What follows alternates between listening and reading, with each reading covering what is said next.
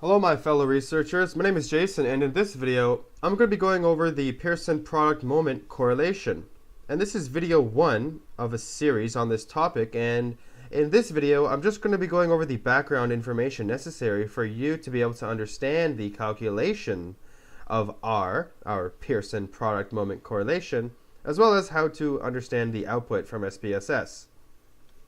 So if you're going to do this Pearson product moment correlation, you're going to either have two continuous variables, or you're going to have one continuous variable and one dichotomous variable.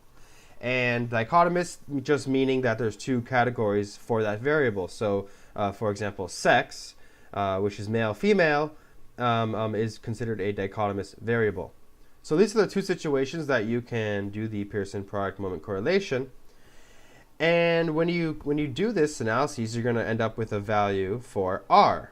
Okay, and R ranges from -1 to +1. And so what does that tell us? Well, that tells us the direction of the relationship, and it also tells us the strength of the relationship. And you can see here, it's important, okay, it's important that in order for us to do the Pearson product moment correlation, that we have a linear relationship. Okay, and in order to know that, you're going to want to first conduct a scatter plot, or trace out a scatter plot for your data. And if it looks like it's linear, if it looks like there's a linear relationship, then you're probably good.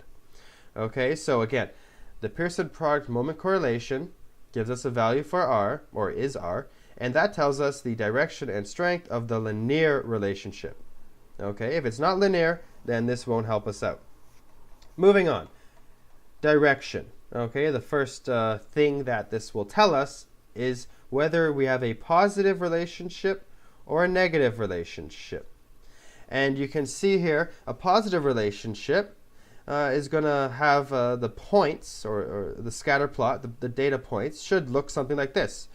And if you were to draw a line of best fit, then they would go from the bottom left hand corner to the top right hand corner. Okay, so as x increases, y increases. And therefore we have a positive relationship between x and y. Over here we have a negative relationship between x and y. So as x increases, y decreases. Or as y increases, x decreases. Either way, that's fine. So here you can see the line goes from the top left-hand corner down to the bottom right-hand corner. So if you were to do a scatter plot first, you could probably judge whether it's going to be positive or negative. And then when you calculate R, that will just confirm your hypothesis or your guess as to whether or not it was actually positive or negative. Moving on to the strength. So that was direction. Now we have strength. And like I said, R ranges from -1 to +1, right? Oops. So regardless of the sign, forget about the sign. Just imagine it's from 0 to 1. Okay, just imagine it's from 0 to 1, whatever. We're gonna, in order to understand the strength, okay, the values that are closer to 1 are strong, or it's going to be considered a large relationship. Values that are closer to 0 are considered weak, or there's going to be a small relationship. And so here's a scale that some researchers use, depending on what you're researching. Okay, maybe 0.5, depending on what area. Maybe you're doing social research, maybe you're doing market research, maybe you're doing health research.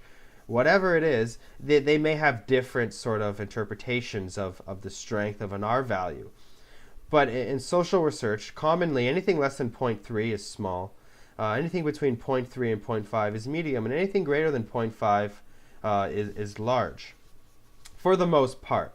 Okay, so but basically just know that if it's closer to 0, it's going to be weak, and if it's closer to 1, it's going to be strong. And if you get an R value that's equal to plus or minus 1 exactly, that's a perfect relationship. Okay, and wow, if you find a perfect relationship in nature, that's let me know it, please.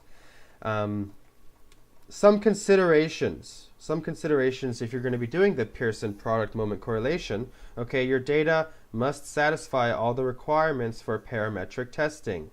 And if you don't know what those are, I suggest you look in any basic stats textbook to go over those, and I have another video on those as well.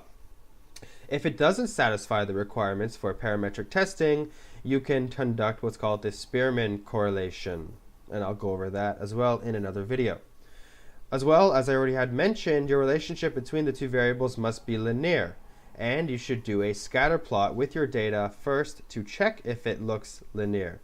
And if it doesn't look linear, if it doesn't look like a straight line up or down, say the data points look like they might fit something that's quadratic or something like that, then you can do a Spearman correlation as well.